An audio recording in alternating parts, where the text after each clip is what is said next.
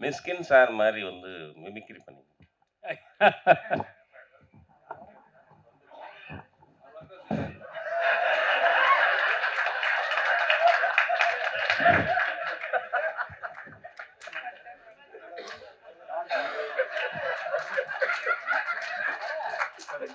Sir shooting ஸ்பாட்ல Mysskin sir எப்படி பேசுவாரோ அது மாதிரி 2 வார்த்தை நீங்க பேசி காமிங்க sir. Oh my god sir did you do that sir அவர் மாதிரி டயலாக் ஏதாவது பேசி எங்களுக்கு இல்ல இல்ல இல்ல மேம் இல்ல உங்களுக்கு மாதிரி காட்ட சொன்னாங்க அப்படிதான் காட்டினேன். தேங்க்யூ.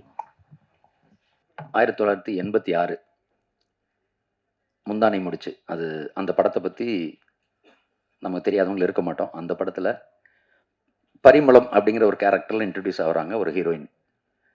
இப்போது 40 வருஷம் கழிச்சு இன்னமும் ஹீரோயினா பரிமளா அண்ட் கோ அப்படிங்கிற படத்துலையும் ஹீரோயினாக நடிக்கிறாங்க. அப்படின்னா அந்த வரப்பிரசாதம் எல்லாருக்கும் கிடைச்சிடாது அவ்வளோ சாதாரணமாக.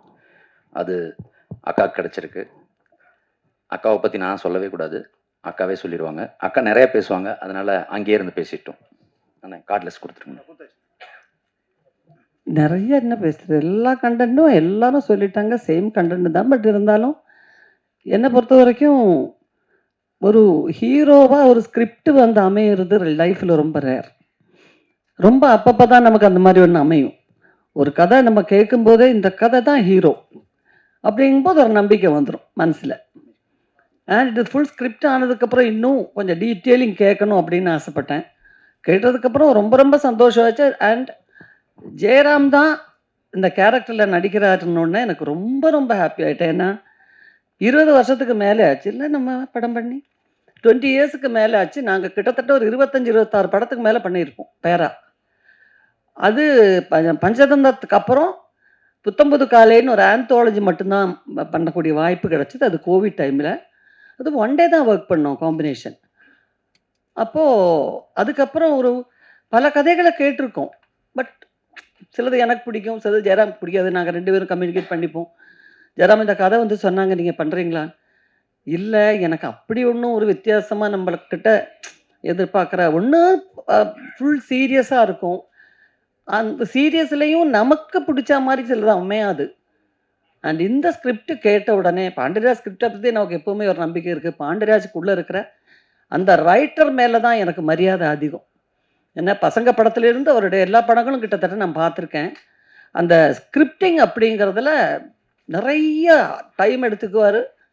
அண்ட் சாதாரணமாக எப்போவுமே சொல்லுவாங்க, மலையாள படம் கம்மியான நாட்களில் ரொம்ப நல்ல குவாலிட்டி உள்ள படங்களை எடுத்துடுவாங்க, ரொம்ப சீக்கிரம் எடுத்துடுவாங்க. இப்போவும் சிங்கிள் ஷெட்யூல் 45 நாள், 47 நாள், 50 நாள். ஆனால் மலையாள படத்தை விட ஸ்பீடாக நான் ஒரு படம் ஒர்க் பண்ணது இந்த படம் தான் சமீபத்தில்.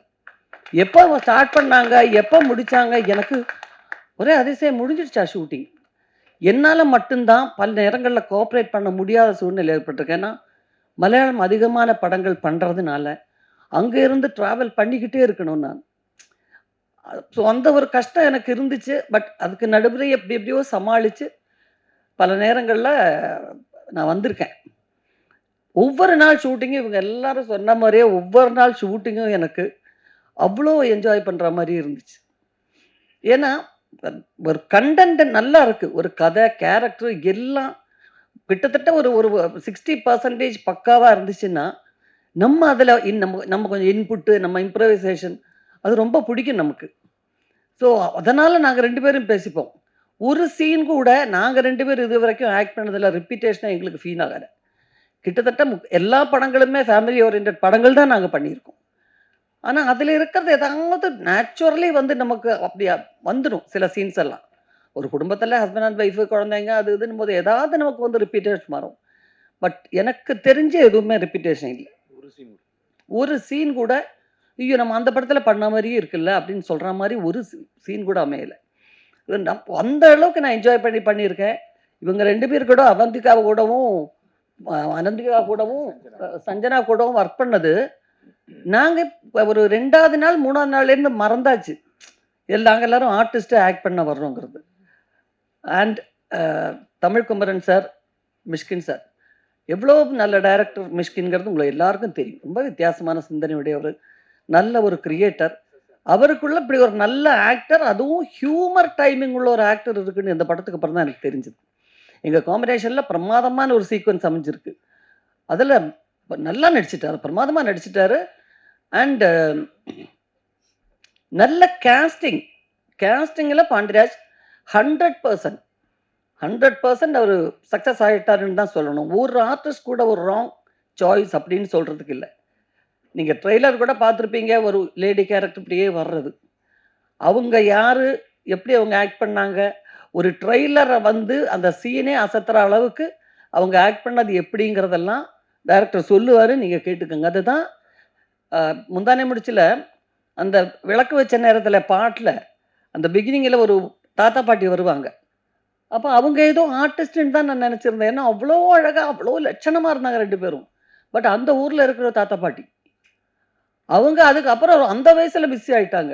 எந்த இடத்துல காது குத்துறதுனாலும், கல்யாணம்னாலும், ஒரு வயசுக்கு வந்த சடங்கு நடத்தணுன்னாலும் இவங்கள லட்சணமாக கூப்பிட ஆரம்பித்து அவங்க சாகிற வரைக்கும் பிஸியாக இருந்து இறந்தாங்க. சினிமாவினுடைய மேஜிக் அதுதான். அதில் யார் எப்போ அறிமுகமாகணும், எப்படி வரணும், அவங்க எந்த நிலைமைக்கு வருவாங்கன்றதெல்லாம் சொல்லவே முடியாது. நான் இங்கே வந்திருந்த காயத்ரியை, நான் சாண்டி மாஸ்டருடைய அம்மாவை ஆக்ட் பண்ணுறேன் காயத்ரி. அவங்கள நான் ஜேபேபி படத்தில் நம்ம எல்லாரும் தான் இருந்தோம். இதே மாதிரி ஜேபேபியோட ப்ரெஸ் மீட் இருந்துச்சு. அதில் இந்த மென்டல் ஹாஸ்பிட்டலில் ஒரு சின்ன கேரக்டர் பண்ணாங்க. அந்த கேரக்டர் பண்ணும்போதே நான் நினச்சேன் இவங்க வந்து ரொம்ப நல்ல லெவலுக்கு வந்துடுவாங்க. அவ்வளோ டெடிக்கேஷன் இருந்துச்சு. ஒருத்தர் ஆக்ட் பண்ணணும்னு எடுக்கிற அந்த ஒரு தன் வேலையில் எடுக்கக்கூடிய முயற்சியை தான் நம்ம முதல்ல பாராட்டணும். அவங்க நம்மள மாதிரியே பர்ஃபெக்டாக பண்ணுறாங்களாங்கிறது அப்புறம். ஸோ அதில் எல்லாருமே சாண்டி மாஸ்டரை நான் லோகா படத்திலே பார்த்துட்டு நான் அசந்துட்டேன். என் பொண்ணு அவரோட பெரிய ஃபேன். அவள் தான் எனக்கு படம் போட்டு காமிச்சம்மா, சினிமாவில் வந்து டான்ஸ் மாஸ்டராக ஒர்க் பண்ணுறாருலம்மா, அவர் ஆக்ட் பண்ணியிருக்காரு, அவர் தான் வில்லன். நான் சொன்னேன், ஏற்கனவே சாண்டிக்கும் எனக்கும் காம்பினேஷனில் ஒரு பிரமாதமான ஒரு கதை வந்துச்சு. அன்னைக்கு படம் பண்ண முடியல. அது நல்ல ஒரு கதையாக கூட இருந்துச்சு. அப்புறம் ரொம்ப தற்செயலாக இந்த கேரக்டர் வந்துச்சு. பட் எங்கள் காம்பினேஷன் ரொம்ப நல்ல சீக்வன்ஸ் அமைஞ்சதெல்லாம் நீங்கள் இதை பார்த்தீங்கன்னா தெரியும் எந்த அளவுக்கு அவர் அந்த கேரக்டர் பண்ணியிருக்காருங்கிறது. அப்படி ஒவ்வொருத்தரும் யோகி பாபுவை வந்து நிறைய படம் நாங்கள் பண்ணியிருக்கோம் காம்பினேஷன். பட் இதில் ரொம்ப வித்தியாசமாக இருக்கும். காமெடி மட்டும் இல்லை, அந்த சீரியஸாக எல்லாமே கலந்துருக்கிற ஒரு கேரக்டர் யோகி பாபு. இது நீங்கள் சமீபத்தில் பாபு அந்த மாதிரி ஒரு படத்தில் பார்த்துருப்பீங்களான்னு சொல்ல முடியாது, அந்த மாதிரி. அண்ட் அல்டிமேட்டாக சொல்லணுன்னா தமிழ்குமரன் சார் இது வரைக்கும் என்கிட்ட ஒரு வார்த்தை விட நானாக கேட்பேன், தமிழ் எப்படி போயிட்டுருக்கு, ஷூட்டிங்கெல்லாம் நல்லா போயிட்டுருக்கான். நான் அதில் எல்லாம் எதுலேயுமே தலையிடுறதில்லை மேம். என்ன ஒரு கேரக்டர் பண்ண சொன்னாங்க, எப்போ பார்த்தாலும் ஒரு எலெக்ஷன், அந்த தயாரிப்பாளர் சங்க எலெக்ஷனில் இருப்பார், அந்த அவசரத்தில் இருப்பார், இல்லைன்னா துபாய் போய்ட்டு வந்த மேடம். நான் சொன்னேன், உங்களுக்கு துபாயில் பெர்மனன்ட் வேலை கொடுத்துட்டாங்களா தமிழ், இல்லை படம் எடுக்கிற வேலை இருக்கா அப்படின்னு. எனக்கு அந்த டென்ஷன் இப்போ நான் எடுத்துக்கிறதே இல்லை மேம், எல்லாம் அவரே பார்த்துக்குவார். பட் அதே மாதிரியே அவர் சொன்ன மாதிரியே கொஞ்சம் கூட ஒரு எல்லாருமே வைரல் ஃபீவர். அந்த படம் ஒரு சின்னதாக அந்த மிடில் கிளாஸ் குடும்பத்தில் இருக்கிற ஒரு சின்னதாக ஒரு வீட்டில் தான் ஷூட் பண்ணாங்க. அந்த வீடை ஃபுல்லாக அந்த பிளாக் கிளாத் வச்சு மூடி டே ஃபார் நைட் எடுப்பாங்க. இது எல்லாம் அந்த ஆக்சிஜன் கம்மியாக இருக்கிறதுனால அந்த வைரல் ஃபீவர் எல்லாருக்குமே, நாங்கள் எல்லாரும் அஃபெக்டட் ஆகி ஆல்மோஸ்ட் எல்லாருக்குமே இருமல். அந்த மாதிரி ஒரு ஸ்டேஜில் தான் எடுத்தோம். பட் ஒர்க் பண்ணுற அந்த படத்துடைய கண்டென்ட்னால எல்லாத்தையும் மறந்துட்டோம். அதுதான். அண்ட் அந்த விஷயத்தில் வந்து பாண்டியராஜ் சாருக்கு நான் என் நன்றியே சொல்லணும். அண்ட் அசோசியேட்ஸ் ஒவ்வொருத்தரும், திவ்யாவுக்கு இன்னே வரைக்கும் திவ்யா ஒர்க் பண்ணுறது கூட இப்போ அங்கே போயிட்டு தான் வந்துட்டுருக்கு திவ்யா.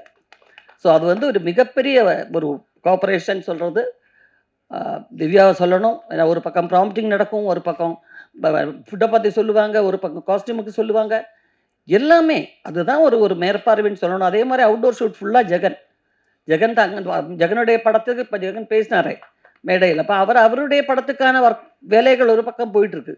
ஆனால் பாண்டியராஜ் மேலே இருக்கிற ஒரு அன்பும் ரெஸ்பெக்டும் அவுட்டோரில் வந்து எல்லாத்தையும் சமாளித்து, ஸோ ஒவ்வொருத்தருமே மிகப்பெரிய அளவில் இதில் உழைச்சிருக்காங்க. And thank you Pandiraj and Jayaram, thank you so much. ஏன்னா பல சந்தர்ப்பங்களில் இந்த படத்தில் நான் ஃபேஸ் பண்ண பல சந்தர்ப்பங்களில் ஜெயராம் இல்லாமல் வேறு எந்த ஆக்டராக இருந்தாலும் எனக்கு இந்த அளவுக்கு என்ன சொல்கிறது, நாங்கள் டெய்லி கம்யூனிகேட் பண்ணிப்போம் சின்ன சின்ன விஷயங்களாக இருந்தால் கூட. ஸோ ரொம்ப நாளைக்கு அப்புறம் எங்கள் காம்பினேஷனில் எங்களுக்கு நாங்கள் என்ஜாய் பண்ண படங்கிற முறையில் ஒரு பெரிய எதிர்பார்ப்பு இருக்குது. கண்டிப்பாக உங்கள் எல்லாருக்கும் பிடிச்ச ஒரு படமாக இருக்குன்னு தான் நான் நம்புகிறேன். நம்ம நடிக்கிற எல்லா படமும் நல்லா வரணும்னு வேண்டிக்கிட்டு தான் வந்து நடிக்கிறோம். பட் இருந்தாலும் இந்த படத்தை ஸ்பெஷலாக சொல்கிறதுக்கு என்னென்னா, ஒரு ரைட்டருடைய மிகப்பெரிய உழைப்பு இந்த படத்தில் உங்களுக்கு தெரியும். அதனால தான் சொல்கிறேன். ஸோ எங்களால் முடிஞ்ச அளவுக்கு நல்லபடியாக பண்ணுறதுக்கு நாங்கள் முயற்சி பண்ணியிருக்கோம். உங்கள் எல்லாருடைய கோஆப்ரேஷன் தேவை. இப்போ நாங்கள்லாம் வந்த கரியரில் வந்த டைமில் படம் நடிச்சுட்டு போனால் போதும், அப்புறம் 100வது நாள் விழாவுக்கு ஒரு ஷீல்டு கொடுப்பாங்க, அதோட முடிஞ்சு போச்சு. அந்த சினிமா சம்பந்தப்பட்ட ஒரு 4-5 மேகசின்ஸ் அவ்வளோதான் இருக்கும். பட் இப்போ இதை வந்து ஜனங்க மத்தியில் கொண்டு போய் ரீச் பண்ணுறதுக்கு உங்களுடைய எல்லாருடைய கோஆப்ரேஷனும் தேவைப்படுது. ஸோ அதை நல்லபடியாக நீங்கள் பண்ணி கொடுக்கணும். Thank you so much. ரொம்ப ரொம்ப நன்றி. மிக்க நன்றிங்கக்கா, ஆத்மார்த்தமாக பேசுனீங்க, அருமை. நேரம் வந்து ரொம்ப முக்கியமானது, அது சினிமாவில் ரொம்ப ரொம்ப முக்கியமானது. 9 மணிக்கு அப்படின்னு நம்ம ஒரு கால் ஷீட் ப்ரோக்ராம் போட்டு ஜெயராம் சாரோட மேனேஜருக்கு ஃபார்வர்ட் பண்ணோம்னா, ஒரு நாள் கூட லேட் ஆகாமல் 8:50க்கு வித் மேக்கப் காஸ்டியூமோட வந்து ஸ்பாட்டில் நிற்பார், குட் மார்னிங் சொல்லிடுவார். 10 நிமிஷம் அட்வான்ஸாக தான் இருப்பார். இப்படி அவரோட 40 வருஷ பயணத்துக்கு அப்புறமும் இவ்வளவு சின்சியராக இன்னமும் நேரத்தை மதித்து சினிமாவுக்கு ஒபே பண்ணி, அந்த டேரக்டருக்கு வந்து ஒரு நிமிஷம் ஒரு நாளைக்கு ஷூட்டிங், இந்த மாதிரி பெரிய படத்துக்கு ஒரு நாளைக்கு ஒரு நிமிஷம் வந்து வேஸ்ட் ஆச்சுன்னா 3500 ரூபா செலவாகும். அப்படி ஒரு நிமிஷம் கூட அவரால் லேட் ஆகக்கூடாதுன்னு பயங்கர பங்க்சுவல்.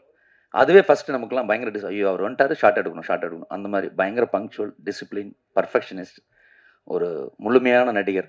ஹீரோவாக இருக்கிறத விட ஆக்டராக இருக்கிறது ரொம்ப கஷ்டம். அவர் வசதிப்பட்டா ஹீரோவாக நடிச்சுப்பார், இல்லைன்னா நல்ல கேரக்டர் பிடிச்சா நடிச்சுப்பார். அந்த மாதிரி இந்த சினிமாவில் ஹீரோவாக பரிணாமிச்சிருக்கிற ஜெயராம் சார் அவர்களை பேச அழைக்கிறோம்.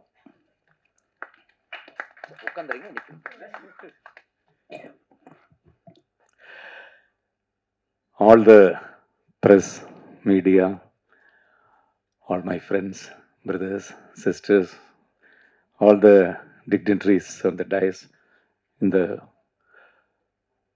படத்தினுடைய all the technicians, director, cast, crew, எல்லாருக்கும் வணக்கம்.